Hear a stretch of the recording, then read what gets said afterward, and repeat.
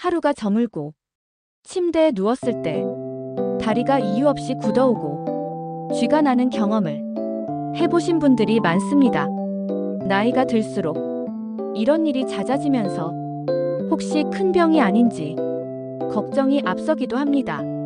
실제로 많은 분들이 단순한 근육 경련이라고 넘기지만 몸은 작은 신호를 통해 건강 상태를 알려주고 있을지도 모릅니다.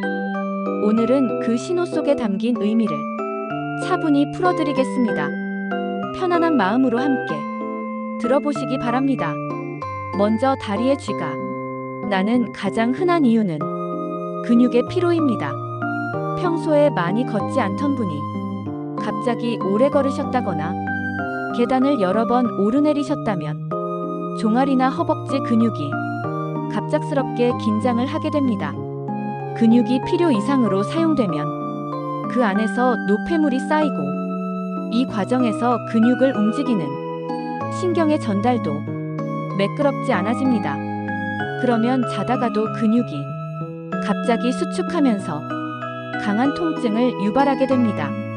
하버드 의대에서 발표한 자료에서도 일상적인 활동량의 급격한 변화가 근육 경련을 일으키는 흔한 원인이라고 소개되어 있습니다.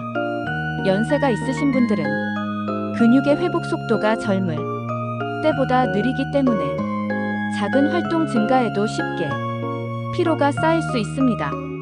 그래서 평소와 다른 활동을 하셨다면 그날 밤 유난히 다리가 당기거나 쥐가 나기 쉬워집니다. 두 번째로 중요한 원인은 수분과 전해질 부족입니다.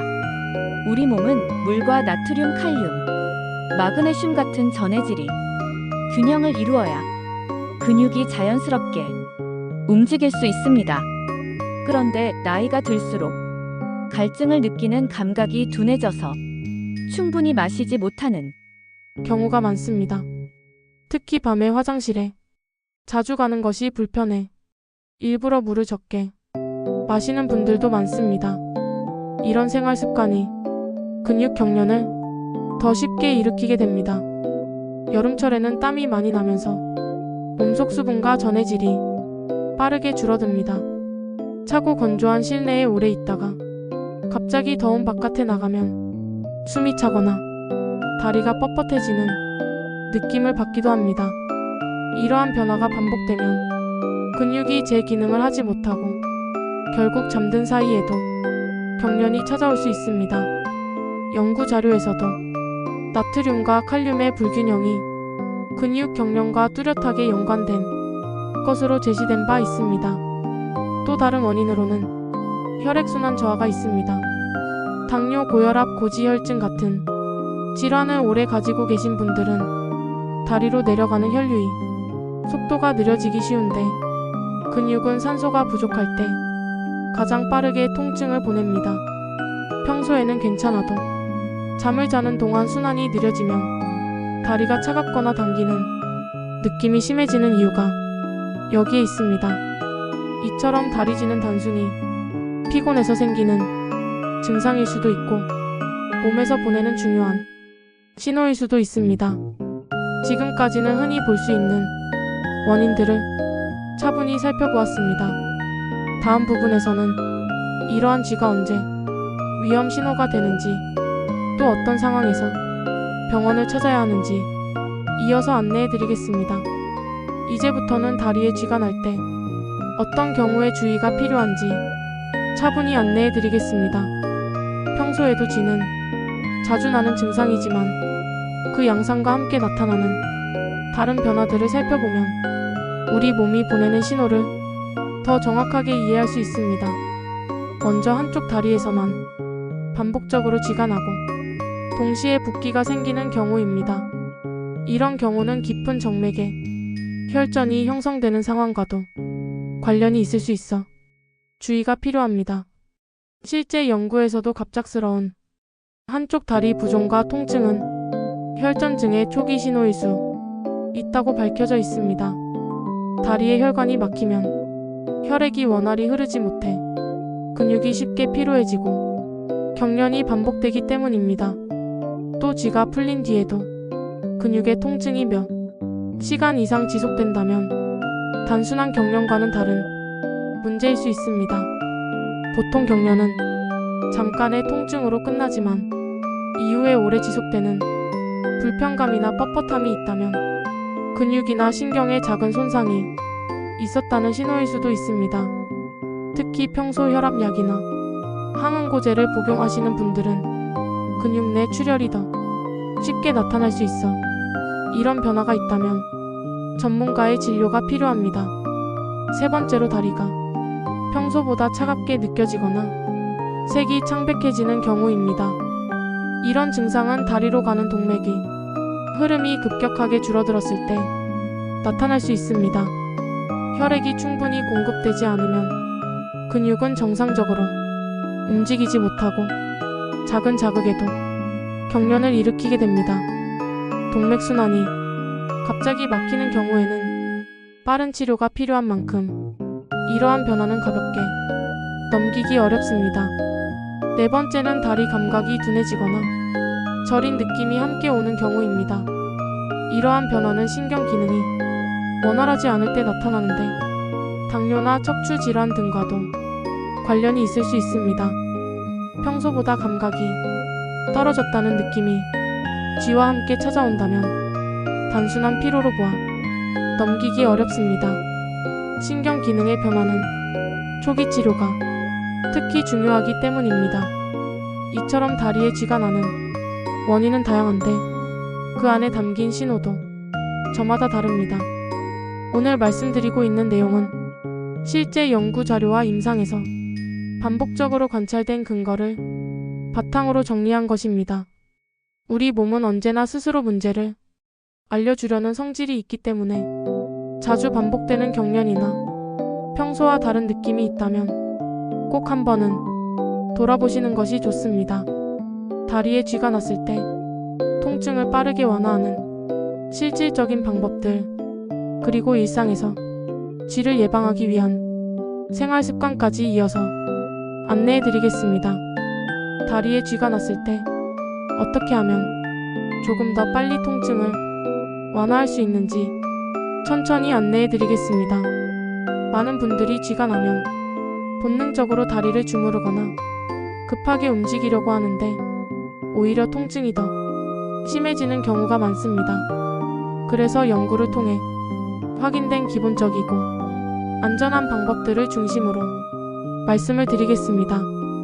첫 번째는 근육을 서서히 펴주는 것입니다. 특히 종아리에 쥐가 났을 때는 발끝을 몸쪽으로 천천히 당기는 동작이 도움이 됩니다.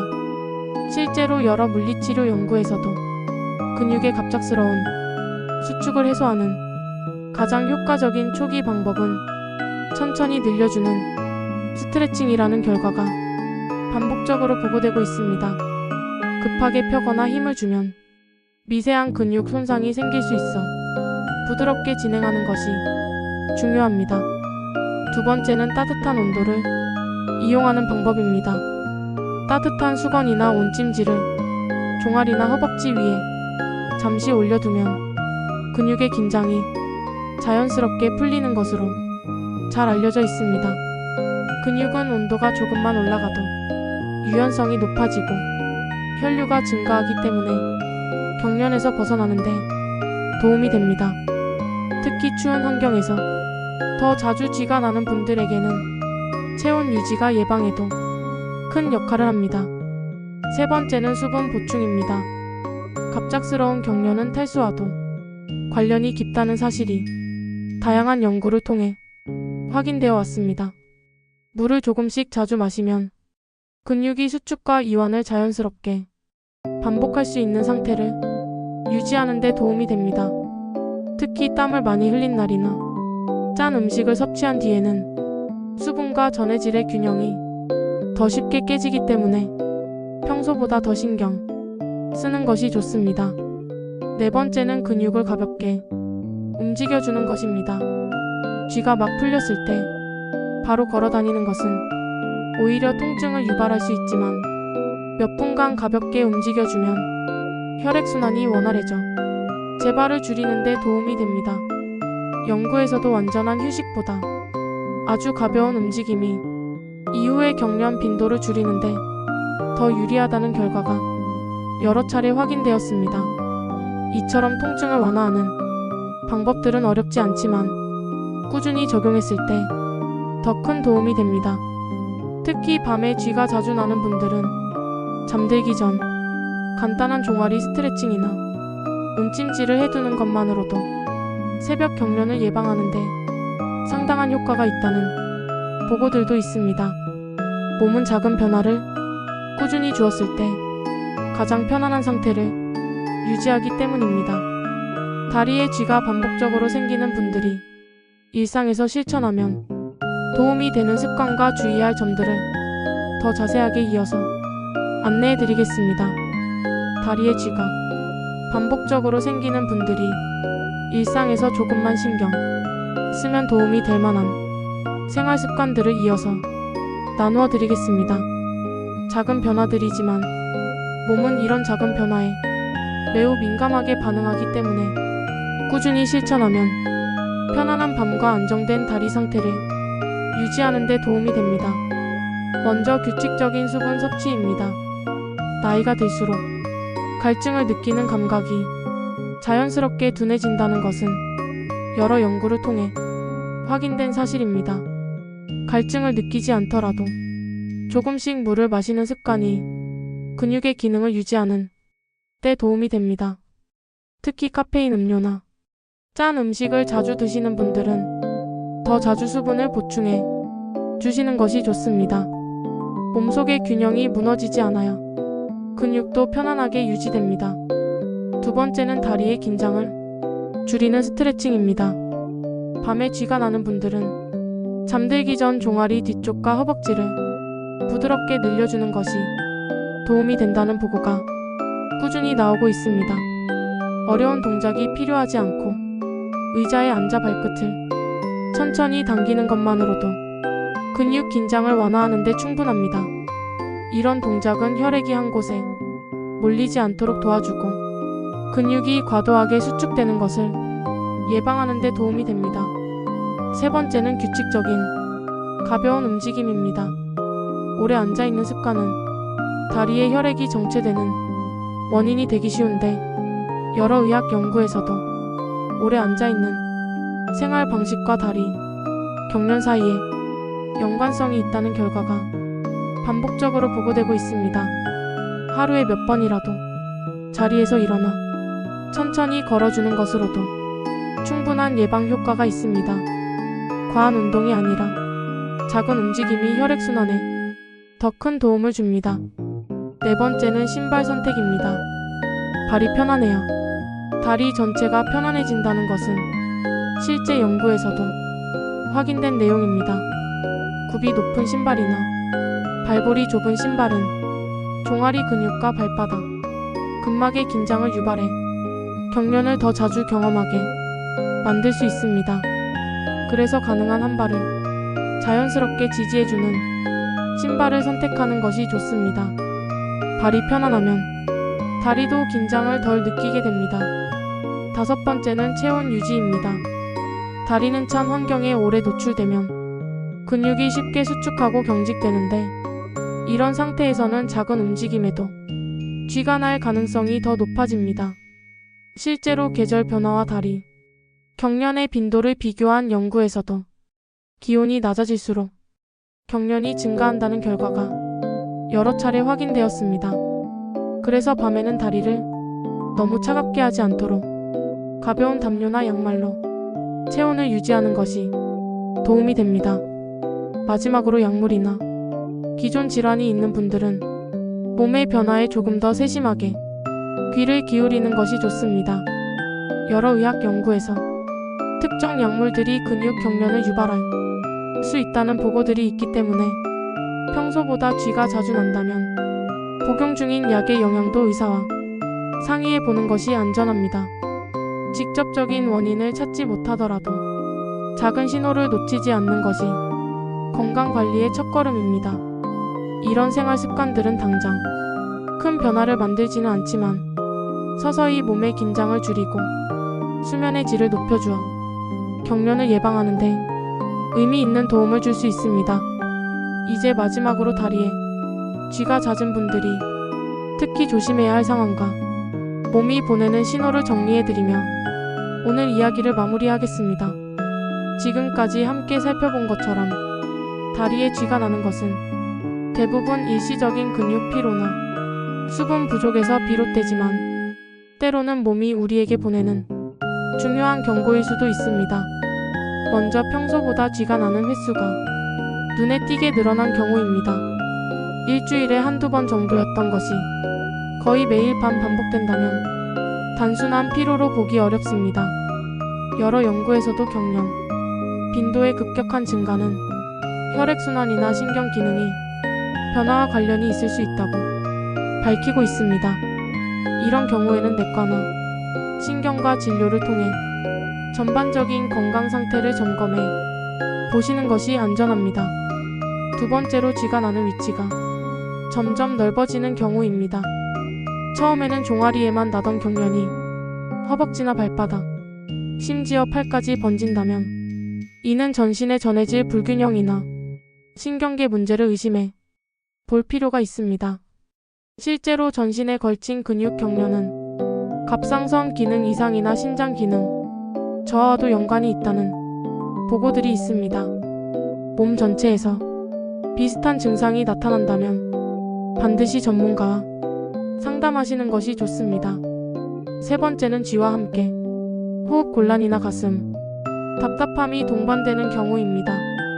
이런 증상은 심장이나 폐의 기능 저하와도 관련이 있을 수 있어 특히 주의가 필요합니다. 연구에서도 심혈관 질환이 있는 분들에게서 다리 경련과 호흡 이상이 함께 나타나는 경우가 많다는 결과가 확인된 바 있습니다. 이런 증상이 함께 온다면 지체 없이 병원을 방문하셔야 합니다. 네 번째는 쥐가 난 뒤에도 근력이 약해지거나 걷기가 불편해지는 경우입니다. 보통 경련은 몇 분 안에 회복되지만 그 이후에도 다리에 힘이 들어가지 않거나 비틀거리는 느낌이 든다면 근육이나 신경에 손상이 있었을 가능성도 배제할 수 없습니다. 특히 항응고제나 혈압약을 복용 중이신 분들은 근육 내 출혈이 발생할 수도 있어 이런 변화가 있다면 신속한 검사가 필요합니다. 마지막으로 평소 당뇨나 고혈압, 고지혈증 같은 만성 질환을 가지고 계신 분들입니다. 이런 질환은 혈관과 신경에 천천히 영향을 미치기 때문에 다리 경련이 잦아지는 것도 질환이 진행되고 있다는 신호일 수 있습니다. 실제로 당뇨병상, 신경병증 환자들에게서 다리 경련이 흔하게 나타난다는 연구 결과들이 여러 차례 보고되어 왔습니다.